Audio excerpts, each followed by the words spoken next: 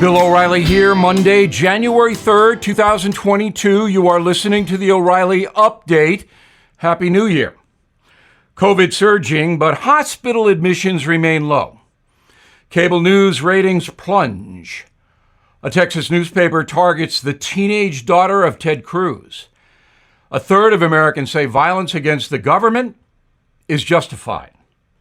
Also ahead, a vivid example of why so many Americans despise the press. But first, new COVID cases up 4,000% since June. The 7-day average stands at 450,000 infections every 24 hours. Worst hotspots include New York City, Michigan, Florida. Despite the rapid rise of the new variant, hospitalizations remain fairly low, admissions dropping 25% compared to the summer.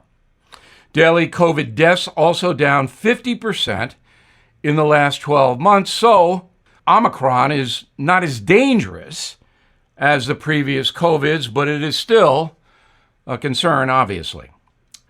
Cable news operations reporting a big drop in ratings. Fox News still on top despite a 34% decline in primetime viewers in 2021. MSNBC down 28%, CNN down a whopping 39%. A poll published by Axios says half of Americans believe journalists mislead their audience on purpose. 6 in 10 say news organizations are more concerned with profit than honestly informing the public, which is absolutely true. The Dallas Morning News publishing an article on Senator Ted Cruz's 13-year-old daughter. The young girl posted a video on social media discussing life as a child of a prominent politician. The Morning News, quote, Ted Cruz's daughter says she disagrees with most of his views, unquote. Okay, we all understand the outlooks of young teenage girls. This report was irresponsible and cruel to the girl. A new survey from the Washington Post says 34% of adults believe violence against the government is sometimes justified. That figure is up 21 points since the mid-1990s. 22% of Americans say armed resistance is appropriate to protect personal liberty. A third of young voters predict another civil war. A quarter expect one state to secede from the Union, which is impossible, according to the U.S. Constitution. In a moment, bad press, a striking example. Right back. Are you looking for your next investment? Bill O'Reilly here. There are 8 reasons to look at the NRIA Real Estate Development Fund. Stable monthly cash flow payouts with double-digit targeted bonus returns. They strategically develop in lower-risk, high-demand neighborhoods. Prime new construction, short on supply, and high on demand right now.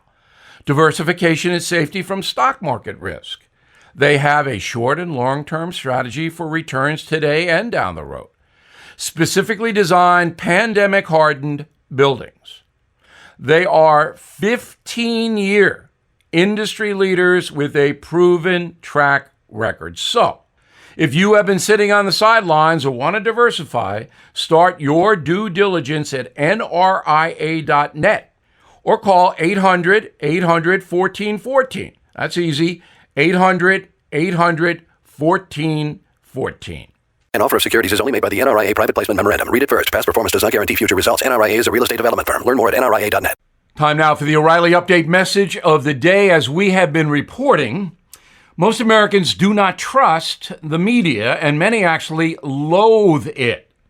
And here is an example of why. The Florida Sun-Sentinel is a struggling newspaper which serves the counties of Broward and Palm Beach. In December, the paper dishonestly covered the Trump-O'Reilly History Show, reporting that an abundance of seats in the Fort Lauderdale arena went unsold. The truth is the show grossed $2 million in ticket sales, a reality that somehow went unmentioned by the newspaper, which sought to denigrate the tour any way it could. In fact, the crowd was so large, the Secret Service was caught by surprise, resulting in a delay of getting folks into the building. The Sun-Sentinel used that opportunity to take pictures of empty seats that would eventually be filled. nice. So this is a bad operation that needs to be examined, and I have done that. The paper is extremely liberal, despises Donald Trump, and routinely props up radical left ideology.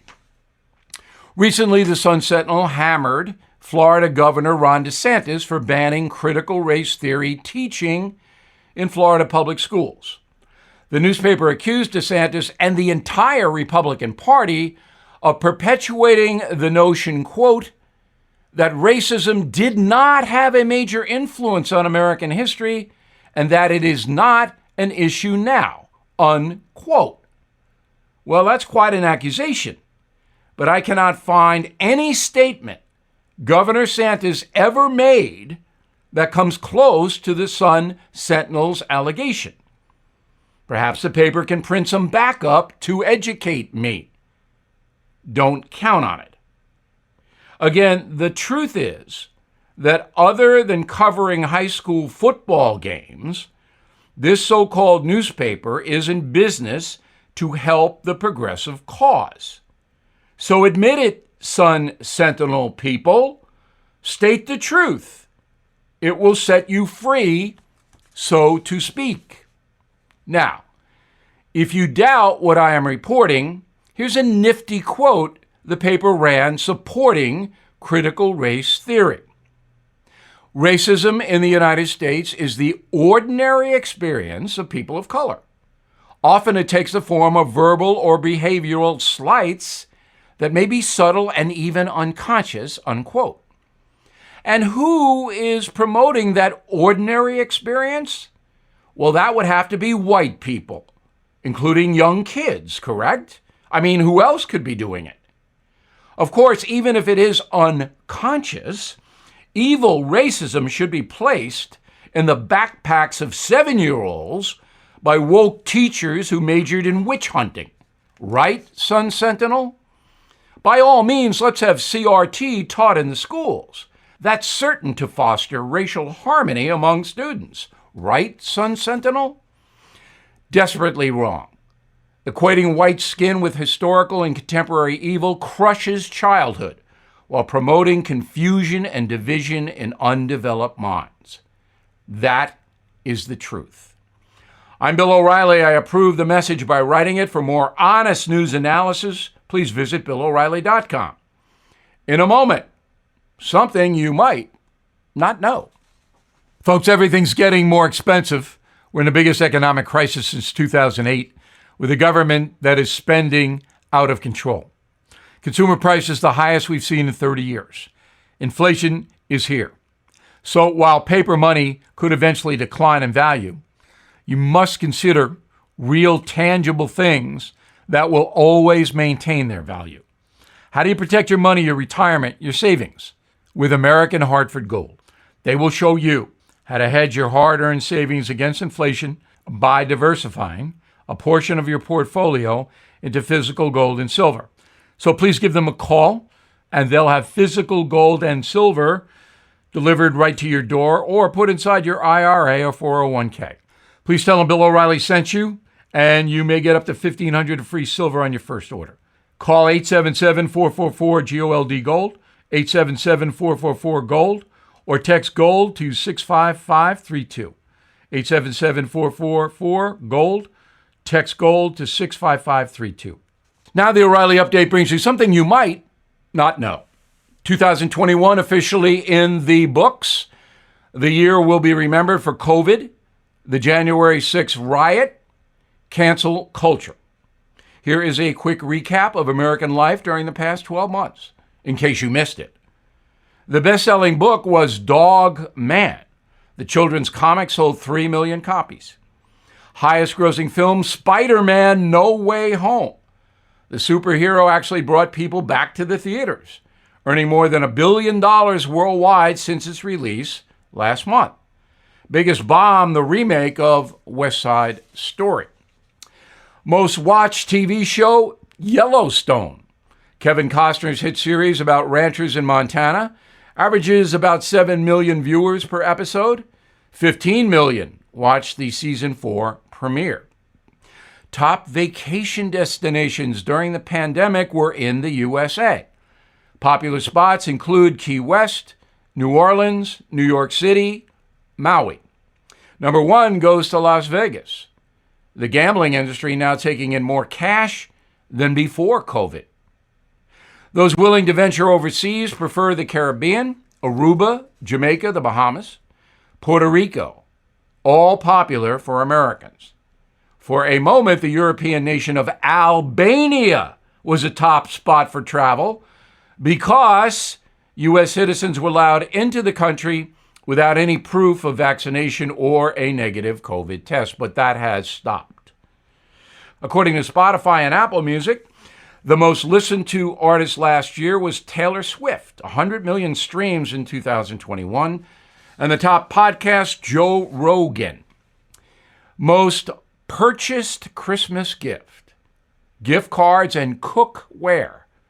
Shoppers spent more than $200 billion on gift cards.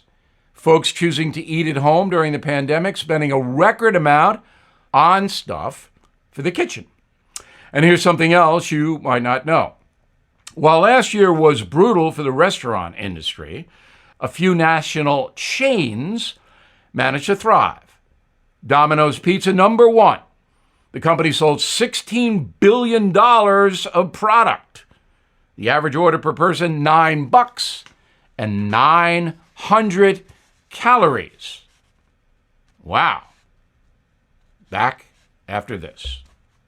My trusted technology research executive, Jeff Brown, has a must-see video out right now called The Great Reset. This reset has been in the works since 2015. Now the circumstances are just right, and it appears to be coming to fruition. So please pay attention, because in Jeff's briefing, he will show us exactly what's going on, the proof, and how we can best prepare. He'll also give us the name of an investment he believes we must own if we hope to have any chance at preserving our hard-earned cash. In fact, if you buy it soon, he's convinced you could be one of the select few Americans who could see their nest egg double just from this one single asset. We may be about to witness the greatest financial shift in the history of America with the Great Reset. So, prepare now. Go to jeffbrowntech.com. That's jeffbrowntech.com. Thank you for listening to the O'Reilly Update. I am Bill O'Reilly. No spin, just facts, and always looking out for you.